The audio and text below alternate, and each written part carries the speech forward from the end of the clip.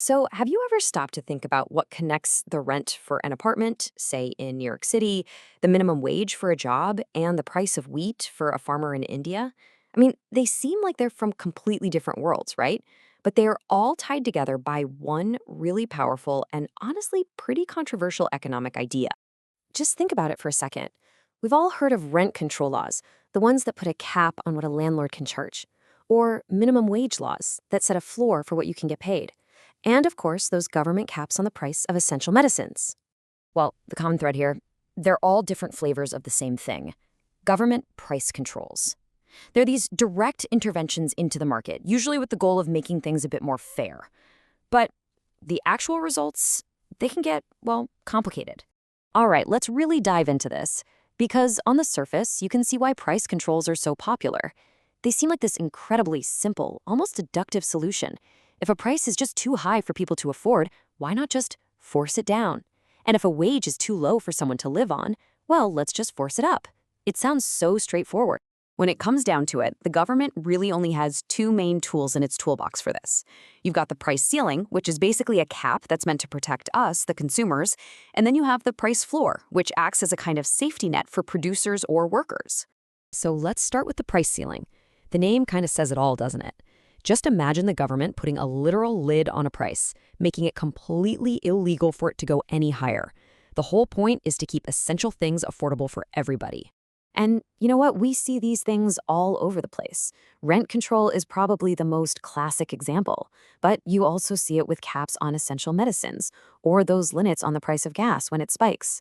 There are even specific policies like India's drug price control orders that do the exact same thing. So if a ceiling is a lid, then a floor is like building a foundation. A price floor sets the absolute lowest legal price that something can be sold for. This isn't about protecting the buyer anymore. It's all about protecting the seller or the worker from what are seen as unfairly low prices or wages. And the most famous price floor, you've definitely heard of it, is the minimum wage. It sets that baseline for what employers have to pay. But on a totally different scale, you have something like India's minimum support price, or MSP. That's a huge policy that guarantees farmers a certain price for their crops, and we're going to dig into that specific case a bit later.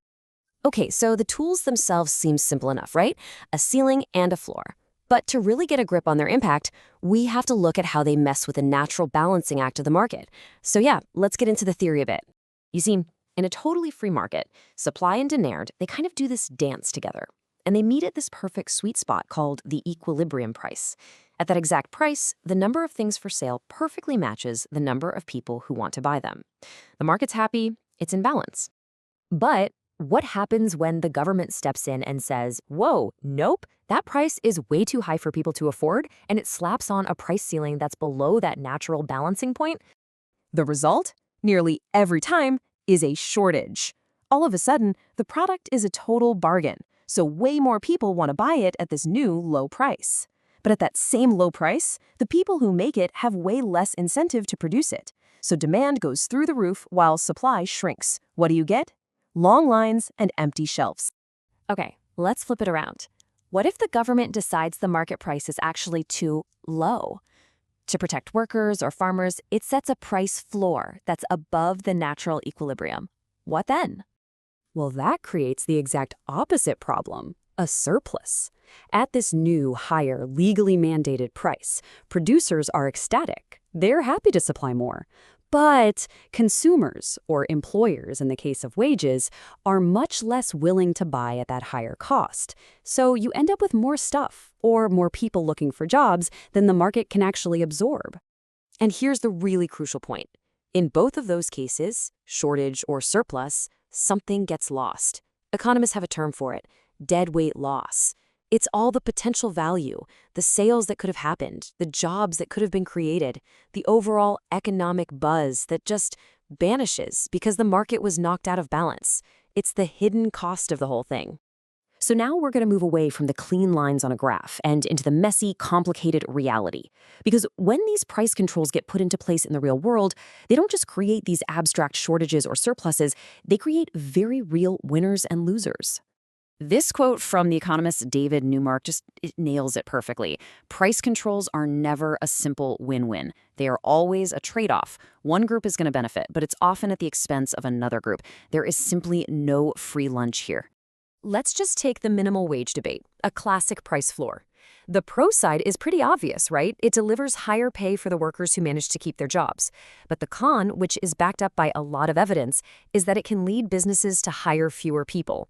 And that hits the least skilled workers the hardest. So it's a policy that might help some people, but it can also potentially hurt others who are also just trying to get on their feet. And this idea of a trade-off isn't just theory. Let's look at India's minimum support price, the MSP. This is one of the biggest price floor systems anywhere in the world, and it was designed with good intentions to guarantee farmers a profit and make sure the country has enough food. But check out this truly stunning number.